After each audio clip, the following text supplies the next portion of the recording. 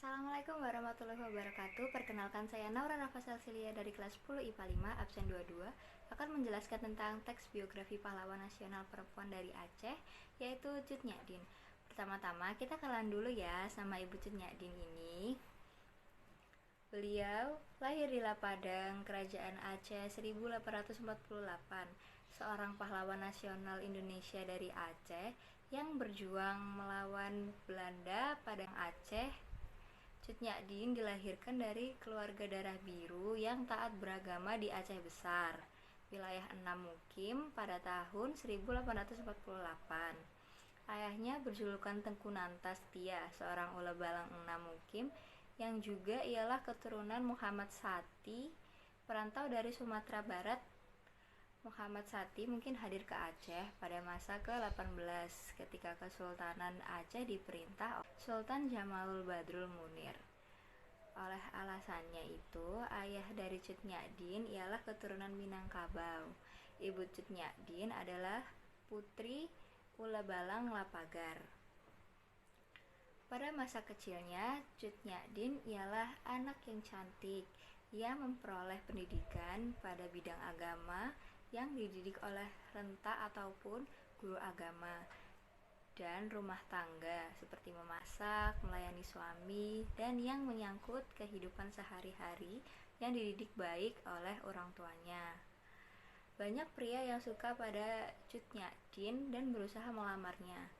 Pada usia 12 tahun, ia sudah dinikahkan oleh orang tuanya pada tahun 1862 dengan Tengku Cek Ibrahim Lamga, putra dari Ula Balang Lamga 13.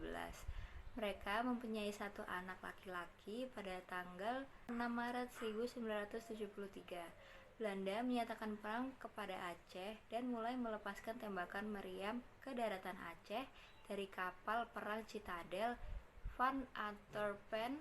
Perang Aceh pun meletus. Pada perang pertama pada tahun 1873 sampai 1874, Aceh yang dipimpin oleh Panglima Polim dan Sultan Mahmud Syah bertempur melawan Belanda yang dipimpin oleh Johan Harholer.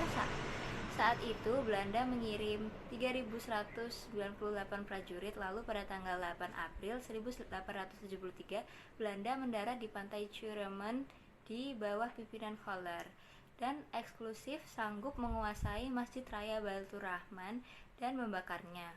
Kesultanan Aceh sanggup memenangkan perang pertama. Ibrahim Lamga yang bertarung di depan kembali dengan sorak kemenangan, sementara Holler tewas tertembak pada April 1873. J.B. van Heut sedang memperhatikan pasukannya dalam penyerangan di Perang Aceh. Pada tahun 1874 sampai 1880 di bawah pimpinan Jenderal Jan van Zitten, tempat Enam Mukim sanggup diduduki Belanda pada tahun 1873, sedangkan Keraton Sultan jatuh pada tahun 1874. Cut Nyak-Dien dan bayinya alhasil mengungsi bersama ibu-ibu dan rombongan lainnya pada tanggal 24 Desember 1875. Suaminya selanjutnya bertempur dan merebut kembali tempat Enam Mukim. Ketika Ibrahim Lamga bertempur di Gletarum, ia tewas pada tanggal 29 Juni 1873. Hal ini membuat Cut Nyak-Dien sangat murka dan bersumpah akan menghancurkan Belanda. Satu tokoh pejuang Aceh, yaitu Tengku Umar, melamar Cut Nyak-Dien. Pada awalnya Cut Nyak-Dien menolak, namun lantaran Tengku Umar mempersilahkannya untuk ikut bertempur dalam medan perang, Cut Nyak-Dien alhasil menerimanya dan berkeluarga lagi dengan Tengku Umar pada tahun 1880. Hal ini membuat meningkatnya moral semangat usaha Aceh melawan KPU Landa atau Belanda kafir. Nantinya Cut Nyak-Dien dan Tengku Umar mempunyai anak yang diberi nama Cut Gambang. Perang dilanjutkan secara gerilya dan dikobarkan perang Fisabilah sekitar tahun 1875. Tengku Umar melaksanakan gerakan dengan mendekati Belanda dan hubungannya dengan orang Belanda semakin kuat. Pada tanggal 30 September 1893, Tengku Umar dan pasukannya yang berjumlah 250 orang pergi ke Kutaraja dan menyerahkan diri kepada Belanda. Belanda sangat bahagia lantaran musuh yang berbahaya mau menolong mereka, sehingga Mereka mempersembahkan Tengku Umar gelar Tengku Umar Johan Pahlawan dan menjadikannya komandan unit pasukan Belanda dengan kekuasaan penuh. Tengku Umar merahasiakan rencana untuk menipu Belanda. Meskipun ia dituduh sebagai pengkhianat oleh orang Aceh, bahkan Cut Nyak Mutia hadir menemui Cut Nyadin dan memakinya. Cut Nyadin berusaha menasehatinya untuk kembali melawan Belanda. Namun, Tengku Umar masih terus bekerja sama dengan Belanda. Umar kemudian mencoba untuk mempelajari seni administrasi Belanda, sementara pelan-pelan mengganti sebanyak mungkin orang Belanda di unit yang ia kuasai. Ketika jumlah orang Aceh pada pasukan tersebut cukup, Tengku Umar melaksanakan rencana tiruan pada orang Belanda dan mengklaim bahwa ia ingin menyerang basis Aceh. Tengku Umar dan Cut Nyadin pergi dengan tiruan pasukan dan perlengkapan berat, senjata, dan amunisi Belanda. Kemudian tidak pernah kembali. Pengkhianatan ini disebut Het Verraad van Tengku Umar atau pengkhianatan Tengku Umar. Tengku Umar yang mengkhianati Belanda mengakibatkan Belanda murka dan melancarkan operasi besar-besaran untuk menangkap baik Cut Nyadin dan Tengku Umar. Namun, gerilyawan sekarang dilengkapi perlengkapan dari Belanda. Mereka mulai menyerang Belanda.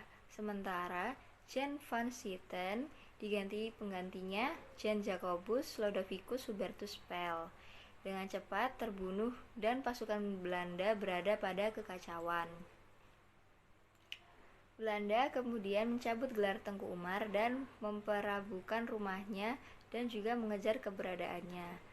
Din Daun Umar terus menekan Belanda, kemudian menyerang Banda Aceh atau Kutaraja dan Meulaboh.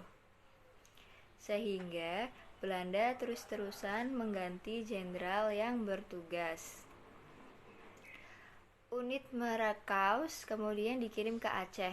Mereka dianggap biadab dan sangat susah ditaklukkan oleh orang Aceh. Selain itu, kebanyakan pasukan Damarsus ialah orang Tionghoa dan Ambon yang menghancurkan tiruan yang ada di jalannya. Akibat dari hal ini, pasukan Belanda merasa simpati kepada orang Aceh dan Van der Heyden membubarkan unit Damarsus. Peristiwa ini juga mengakibatkan kesuksesan jenderal selanjutnya, lantaran banyak orang yang tidak ikut melaksanakan jihad kehilangan nyawa mereka. Dan ketakutan masih tetap ada pada penduduk Aceh. Jenderal Johannes Benedictus van Hees memanfaatkan ketakutan ini dan mulai menyewa orang Aceh untuk memata-matai pasukan pemberontak sebagai informan, sehingga Belanda menemukan rencana Tengku Umar untuk menyerang Meulaboh pada tanggal 11 Februari 1899. Akhirnya, Tengku Umar gugur tertembak peluru. Cut Nyadin kemudian memimpin perlawanan melawan Belanda di tempat pedalaman Meulaboh bersama pasukan kecilnya dan mencoba melupakan suaminya. Pasukan ini terus bertempur hingga kehancurannya pada tahun 1901 lantaran tentara Belanda sudah terbiasa berperang di medan tempat Aceh. Selain itu, Cut Nyadin sudah semakin tua, matanya sudah mulai rabun dan ia terkena penyakit encok dan jumlah pasukan terus berkurang serta susahnya memperoleh makanan. Hal ini membuat iba para pasukannya. Anak buah Cut Nyadin yang berjulukan Panglaut melaporkan lokasi markasnya kepada Belanda lantaran iba. Akibatnya Belanda menyerang markas Cut Nyadin di Betong Lesagu. Mereka terkejut dan bertempur mati-matian. Cut Nyadin ditangkap dan dibawa ke Banda Aceh. Din dipindah ke Sumedang berdasari orang terakhir yang melindungi Din hingga kematiannya. Namun Cut Nyadin mempunyai penyakit rabun sehingga ia tertangkap. Din berusaha mengambil rencong dan mencoba untuk melawan musuh. Sayangnya agresi Din berhasil dihentikan oleh Belanda. Cut Gambang berhasil melarikan diri ke hutan dan meneruskan perlawanan yang sudah dilakukan oleh ayah dan ibunya. Sesudah ditangkap, Cut Nyak dibawa ke Banda Aceh dan dirawat di situ. Penyakitnya menyerupai rabun dan encok berangsur-angsur sembuh. Namun Cut Nyak alhasil dibuang ke Sumedang, Jawa Barat lantaran ketakutan Belanda bahwa kehadirannya akan membuat semangat perlawanan dan juga lantaran ia terus bekerja sama dengan pejuang yang belum tunduk. Ia dibawa ke Sumedang bersama dengan tahanan politik Aceh lain dan menarik perhatian Bupati Suri Atmaja. Selain itu, tahanan pria juga menyatakan perhatian mereka pada Cut Nyak. Tetapi tentara Belanda dihentikan mengungkapkan identitas tahanan. Ia ditahan bersama ulama berjulukan Ilyas yang segera menyadari bahwa Cut Nyak ialah hebat dalam agama Islam, sehingga ia dijuluki sebagai Ibu Perbu. Pada tahun 6 November 1908, Cut Nyak meninggal lantaran usianya yang sudah tua. Makam Ibu Perbu Grace ditemukan pada tahun 1959 menurut ajakan Gubernur Aceh ketika itu. Ali Hasan, Ibu Perbu diakui oleh Presiden Soekarno sebagai pahlawan nasional Indonesia melalui SK Presiden RI nomor 106 tahun 1964 pada tanggal 2 Mei 1964. Wow, keren sekali ya Cut Nyak ini. Sudah sepantasnya kita mengenang jasa Cut Nyak. Semangat dan jasanya dalam memperjuangkan kaum perempuan supaya mendapatkan pendidikan tidak sepantasnya kita lupakan. Semoga dengan apa yang sudah dilakukannya, wanita-wanita Indonesia sanggup memperoleh pendidikan dan keadilan yang lebih baik. Sekian dari saya, maaf jika ada salah atau kekurangan kata, karena kesempurnaan itu judul lagu Rizky Febian. Wassalamualaikum warahmatullahi wabarakatuh.